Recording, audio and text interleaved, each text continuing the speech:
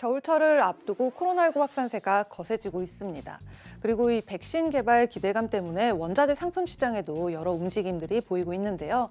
먼저 국제유가는 오펙 플러스가 이 현재의 감산 할당량을 유지할 것이라는 기대감이 커지면서요. 이 코로나19 확산으로 인한 수요 둔화, 그리고 또 리비아의 산유량 상승에 대한 우려를 넘어섰고요.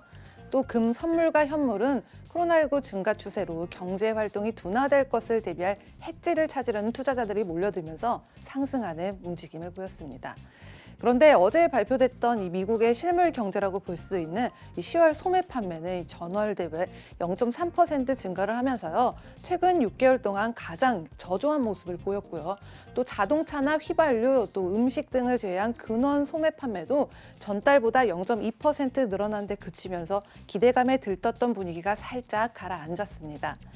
코로나19 확산세와 추가 경기 부양 협상이 난항을 겪으면서 소비자들의 실제 주머니 사정을 이렇게 대변해 준 것 같았죠. 그럼 다시 상품 시장으로 돌아와서 이 주초에 상당히 오름세를 보일 것 같았던 상황, 현재는 어떻게 변했을까요? 네, 먼저 중국과 일본의 분위기부터 살펴보겠습니다. 최근 중국 경제가 코로나19 여파에서 빠르게 회복하면서 그동안 부진했던 소매 판매도 뚜렷한 회복세를 보였는데요. 10월 중국의 소매 판매가 3조 8,576억 위안, 그러니까 우리 돈으로 약 650조 1,600억 원으로 발표가 되면서 전년 동기 대비 4.3% 증가를 했고요. 또 10월 산업 생산은 연중 최고치를 기록했던 지난 9월 증가율 때처럼 전년 동기 대비 6.9% 증가를 하면서 4분기 경제 성장 또한 이렇게 효조를 보일 전망입니다. 그리고 일본 경제는 또 어떤 분위기일까요? 일본의 이번 3분기 물가 변동을 제외한 GDP 연율 기준이 21.4% 반등을 하면서 4개 분기 만에 침체 국면을 벗어나고 있는 모습을 보였습니다.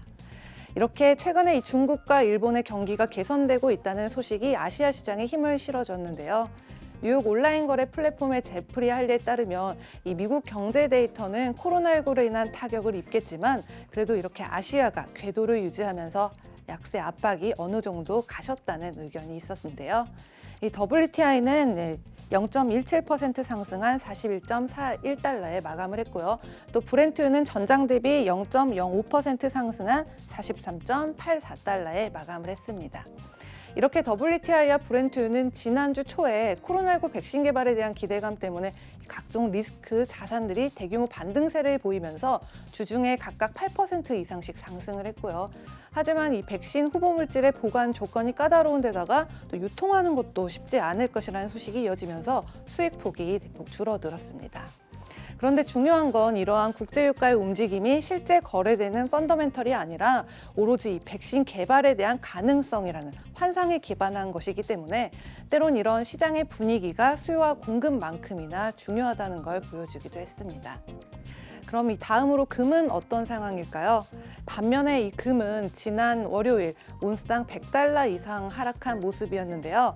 40.5%라는 8월 이후 최악의 일간 하락폭을 기록했습니다. 하지만 이 코로나19 확진자 급증 때문에 안전자산 역할을 하게 된 덕분에 지난 금요일까지는 어느 정도 손실을 만회하는 것에 성공했었죠. 이 금의 경우에 정부가 이제 신년에 추가 경기 부양책을 통과시키면서 힘을 실어주지 않은 이상 1,850에서 1,900달러 사이의 가격대를 오가는 모습이 반영구적으로 자리를 잡게 될 텐데요. 12월 인도 금 선물은 지난주 9월 말 이후에 최대 주간 하락폭인 3.4%를 기록했는데요. 오늘 장에서는 0.39% 하락한 1,880달러 선에 마감을 했습니다. 그리고 RJO의 엘리트 파스트에는 이 코로나19의 재확산 때문에 각종 봉쇄 또 그리고 규제가 시행될 것이라는 우려가 퍼져 있는 만큼 부양책을 감안해야 할 것이라고 하면서 이 때가 됐을 때 시장은 부양책으로 인해서 현금이 공급될 것을 예상을 하면서 이어지는 인플레이션 가능성을 가격에 반응해야 할 것이라고 이어졌습니다. 지금까지 글로벌 금융시장 심쿵 브리핑 펄스였습니다.